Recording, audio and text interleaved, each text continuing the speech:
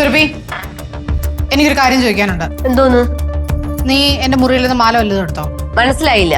എന്റെ ഒരു സ്വർണ്ണമാല കാണുന്നില്ല. അതുകൊണ്ട്? അല്ല, സാധാരണ നീയാണല്ലോ ആരും ഇല്ലാത്തപ്പോ ഞങ്ങളുടെ മുറിയിൽ കയറാറുള്ളത്. അതുകൊണ്ട് എന്റെ മാല എങ്ങാനും എടുത്തോന്ന്. നിങ്ങൾ ഈ റൂമിൽ കയറാറില്ലേ? ഞാൻ കയറാറുണ്ടെന്നുണ്ടെങ്കിലും ഇതുപോലെ ഒന്നും സാധനങ്ങളൊന്നും കട്ടെടുക്കാറില്ല. ഓ, അപ്പൊ ഞാൻ നിങ്ങളെ റൂമിൽ കയറി നിങ്ങൾ മാല എടുത്താണ് പറയുന്നത്? എനിക്കത് സംശയമില്ലാതില്ല. കാരണം നീയാണല്ലോ ബിസിനസ് ഒക്കെ പൊട്ടിപ്പൊളിഞ്ഞിരിക്കുന്നത്. അപ്പൊ എന്റെ മാല കിട്ടിയ സൗകര്യമാകുമല്ലോ. ചേച്ചിന്ന് വിളിച്ച നാവുകൊണ്ട് എന്നെ കൊണ്ട് വേറൊന്നും വിളിപ്പിക്കരുത്. എനിക്ക് നിങ്ങളുടെ മാല വിറ്റിട്ട് കട തീർക്കാനുള്ള അവസ്ഥ എനിക്കുണ്ടായിട്ടില്ല കേട്ടാ. ഇനി എന്തെങ്കിലും സംസാരിക്കുമെങ്കിൽ എന്റെ ഈ കയ്യിൽ ചൂട് നിങ്ങൾ അറിയും. സംസാരം അരിക്കില്ല ഉണ്ടാവുന്നത്. എന്തുവാ അവിടെ? മുത്തു അവിടെ പോയി കിടക്കുക.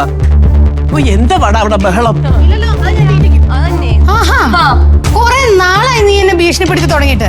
നീ എന്താന്ന് വെച്ചാ ചെയ്യും ഞാൻ. മാല എടുത്തു പോലും ഞാൻ. മാല നീ എടുത്തോണ്ട് തന്നെ ഞാൻ ചോദിക്കാൻ വന്നത്. കേട്ടിട്ട് മരുമക്കള് തമ്മിൽ അടി കൂടുന്നുണ്ട് എന്നാണ് തോന്നുന്നത്. നീ പോയി രണ്ടിനെ ഇങ്ങോട്ട് വരാൻ പറഞ്ഞേ. ഞാനാ? പിന്നെ ഞാനല്ലാതെ പിന്നെ ആരാ? അല്ല, അതിന്റെ ഇടയിൽപ്പെട്ടെ അവരെന്നെ എടുത്തിട്ട് അടിച്ചാല.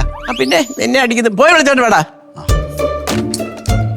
കൊച്ചമ്മ, കൊറേ സമയം കഴിഞ്ഞിട്ട് എന്നെ കണ്ടില്ലെങ്കിലേ ഒന്ന് അന്വേഷിച്ചേക്കണേ. അങ്ങനെയാണ് കാര്യങ്ങൾ. ഇവരിതെന്തുവാ?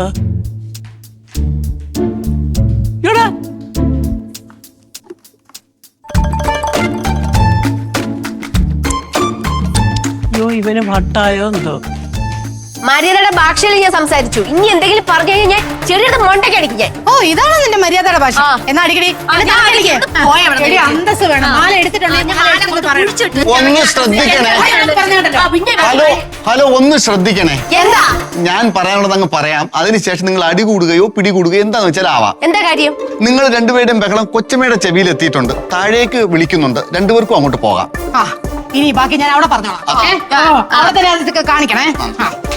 മുത്തോളത്തിന് തലയിൽ ഹെൽമെറ്റ് ഒക്കെ ചെയ്യുന്നത്. അപ്പൊ എന്റെ സുരക്ഷ ഞാൻ നോക്കണ്ടേ? എന്തൊക്കെ ചെയ്താലേ മുത്തോളിനെ കിട്ടാതെ എപ്പോഴും കിട്ടിക്കോളും. പോടന്നിട്ട് നിങ്ങളൊക്കെ ഇടയിൽ വന്ന് ചാടിയിട്ട് നിങ്ങളെ എല്ലാം കൂടെ എന്റെ മണ്ട അടിച്ച് കയറാനായിട്ട്. എന്താന്നാലും ഇതും വെച്ചോണ്ട് നടക്കുന്നതാണ് നല്ലത്. അമ്മ, കരയാൻ പറ്റേ. നിക്കേ, അടുത്ത ആളും കൂടെ വരട്ടെ. അല്ല, വേണ്ട. സുരഭിയും കൂടെ വന്നിട്ട് രണ്ടുപേരും ഒന്നിച്ച് നിൽക്കുമ്പോ ഞാൻ ചില കാര്യങ്ങൾ ചോദിക്കാം. അപ്പൊ പറഞ്ഞാൽ മതി. അമ്മയ്ക്ക് എന്നെ ഇഷ്ടമല്ലല്ലോ. ഒന്നല്ലോ. അതെ, രണ്ടുപേരും കൂടി ഈ കിടന്ന് വിളിച്ചു കൂന്നത് എവിടെ നിന്നോണ്ടാണെന്ന് വല്ല ഓർമ്മയുണ്ടോ? അമ്മ, ഞാൻ പറഞ്ഞോളാം. എന്നെ പറ്റി പിന്നെ തോന്നിയ പറഞ്ഞ് ഞാൻ ചുമ്മാ നിൽക്കണോ? എന്തോ തോന്നിയ ദിവസം പറഞ്ഞു? ഞാനൊന്നും പറഞ്ഞില്ല. അമ്മ, എന്റെ മുറിയിൽ ഇരുന്ന ഒരു മാല രാവിലെ അമ്മ പറഞ്ഞില്ല ഒരു മാല മാറ്റി വാങ്ങുന്ന കാര്യം. അതനുസരിച്ച് ബന്ധം അമ്മ, അതിനനുസരിച്ച് എനിക്കൊരു മാല മാറ്റി വാങ്ങാനുണ്ടായിരുന്നു.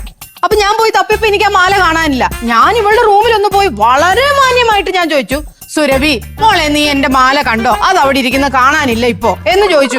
അതിന് ഇവിടെ എന്തൊക്കെയാ എന്നെ കിടന്ന് പറഞ്ഞെന്നറിയോ അമ്മയ്ക്ക്? എന്റെ പൊന്നി, പറഞ്ഞ മൊത്തം പുളുവാണ് പറയുന്നത്. നീ ആ പുളു പറയണേ സംസാരിച്ചത് ഭയങ്കര മോശമാണ് സംസാരിച്ചത്. ഞാൻ എവിടെ ഉണ്ടാകുന്നോണം. ഞാൻ എവിടെ റൂമിൽ കയറി അടിച്ചു മാറ്റുന്ന ഇതിനാണ് സംസാരിച്ചിരിക്കുന്നത്.